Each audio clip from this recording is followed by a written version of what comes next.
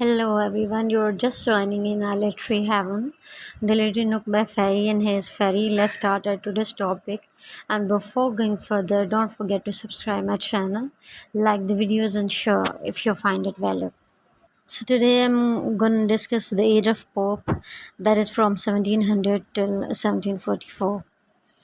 The earlier part of the 18th century or the Augustan age in English literature is called the age of Pope, and because Pope was the dominating figure in this period, though there were a number of other important writers like Edison and Swift, but the Pope was the only one who devoted himself completely and wholeheartedly to the literature.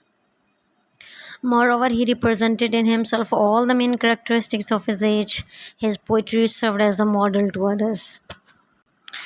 It was the classical school of poetry which dominated the poetry of the age of the Pope. During this age, the people were disgusted with the profligacy and the frivolity of the Restoration period, and they insisted upon these elementary decencies of life and conduct which were looked at with contempt by the preceding generation.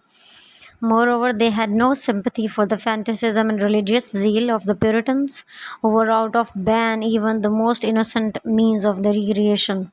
So they wanted to follow the middle path in everything and steer clear of the emotional as well as of the moral excess. They insisted on the role of intelligence in everything. The poets of this period are deficient on the side of the emotions or imagination. Dominated by the intellect, poetry of this age is commonly didactic, satirical, and the poetry of argument and criticism of politics and personalities. In the second place, the poets of this age are more interested in the town and the cultural society. They have no the villagers or the shepherds or no love for nature, the beautiful flowers, the songs of birds, the landscapes as we find it in the poets of the romantic period. Though they preached a virtuous life, they would not display any feeling which smacked of enthusiasm and earnestness. Naturally, they had no regard for the great poets of the human heart, Chaucer, Shakespeare, Milton. They had no attachment for the Middle Ages and their tales of chivalry, adventures, and visionary idealism.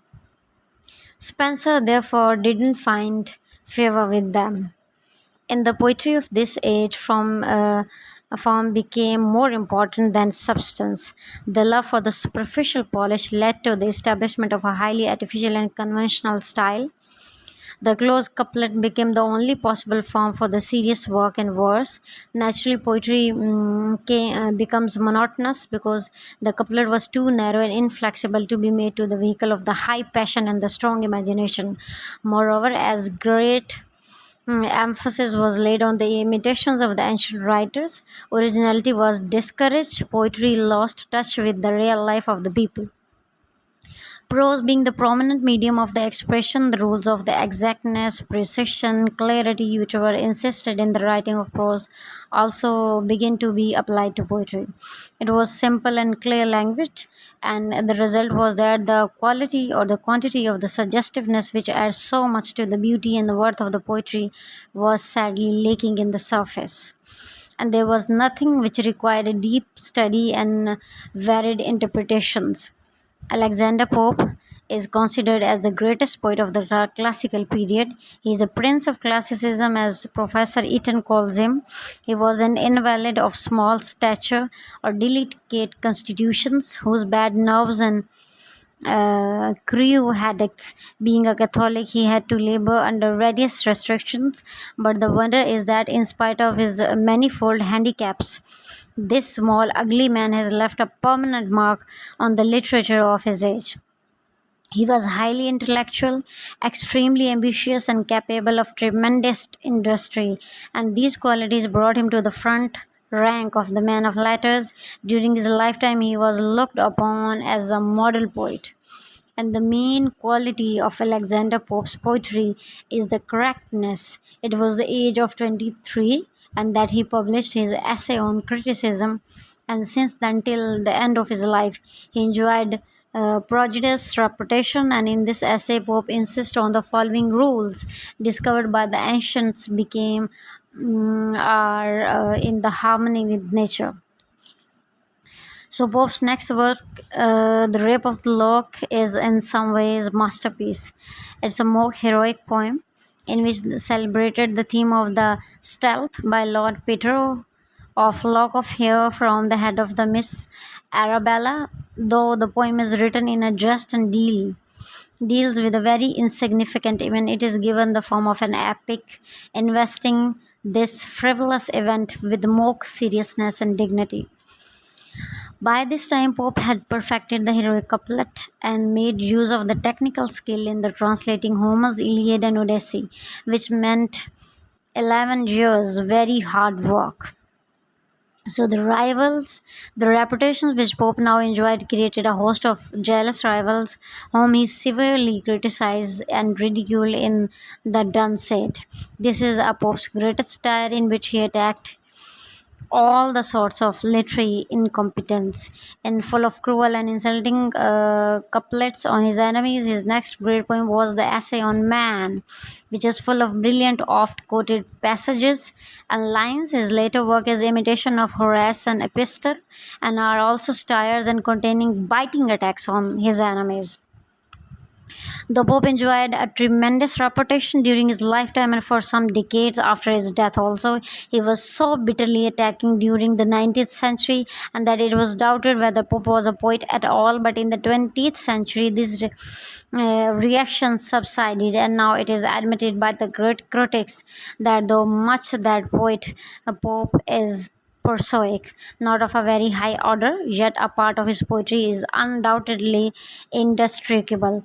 He is the supreme master of the epigrammatic style of condensing the idea into a line or a couplet. Of course, the thought in his poetry are commonplace, but they are given the most appropriate and more perfection. The minor poets of the age were Matthew Prior, John Gay, and Prior and Gay, Edward Young, and Thomas Parnell. So, to sum up, the poetry of the age of the Pope is not of a high order, but it has distinct merits. The finished art of its styles, the creation of a technical beautifully verse, and the clarity and succinctness of its expressions. Great prose writers of the age of Pope were Defoe, Addison, Steele, and Swift. The prose of this period exhibits the classical qualities such as clearness, vigor, and direct statement. Daniel Defoe is the earliest literary journalist in the English language. He wrote on all sorts of subjects, social, political, literary, and brought out about 250 publications. He owes his importance in literature, however, mainly to his works of fiction, which were simply the offshoots of his journalistic enterprise. As a journalist, he was fond of writing about the lives of famous people who had just died and of notorious adventurers and criminals. In these works of fiction, Defoe gave his stories an air of reality and convinced his readers of their authenticity, and that is why they are appropriately called by Sir Leslie Stephen as fictitious biographies or histories minus the facts. All Defoe's fictions are written in biographical form. They follow no system and are narrated in Hafod's manner, which give them a semblance of reality and truth.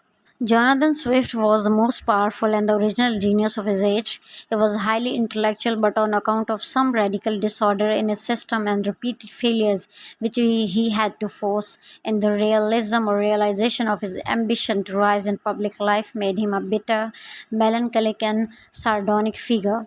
He took delight in flaunting conventions, undermining the reputation of his opponents. His best known work, Gulliver's Travel, which is a very popular children's book, is also a bitter attack on the contemporary political and social life in particular, and on the meanness and littleness of a man in general. The Tale of a Tub, which, like Gulliver's Travel, is written in the form of an allegory and exposes the weakness of the man, religious beliefs opposed to the Protestant religion, is also a star upon all sciences and philosophies. Swift was a profound pessimist. He was essentially a man of his time in his want of spiritual quality and is his distrust of the visionary and the extravagant, and in his thoroughly materialistic view of life. As a master of prose style, which is simple, direct, and colloquial, and free from the ornate and rhetorical elements.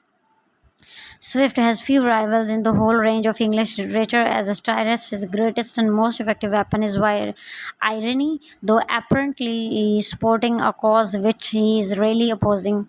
He pours ridicule upon ridicule on it until its very foundation are shaken. The next one is Joseph Addison and Sir Richard Steele, who worked in collaboration, were the originators of the periodical essays. Steele, who was more original, led the way by founding the Talter, the first of the long line of the 18th century. This was followed by the most famous of them, the Spectator. Their characters were curious, emotional, full blooded kind of men, reckless, dissipated, and fundamentally honest and good hearted. And what there is of pathos and sentiment, and most of what there is of humor in the Talter and the Spectator. The purpose of the writing of Steele and Addison was ethical. They tried to reform society through the medium of the periodical essays. They set themselves as a moralistic to break down two opposed influences, that of the profligate restoration tradition of loose living and loose thinking on the one hand, and that of the Puritans and fanaticism and bigotry on the other. They performed this work in a gentle, good-humored manner, not by the bitter inactives. They made the people laugh at their own follies and thus get rid of them. So, they were to a great extent responsible for reforming the conduct of their contemporaries in social and domestic fields, and their aim was moral as well as educational. Thus, they discussed in a light-hearted and attractive manner art, philosophy, drama, and poetry. That was all for today. Stay connected for more literary videos. Me, Fairy, signing out from the Literary Nook by Fairy.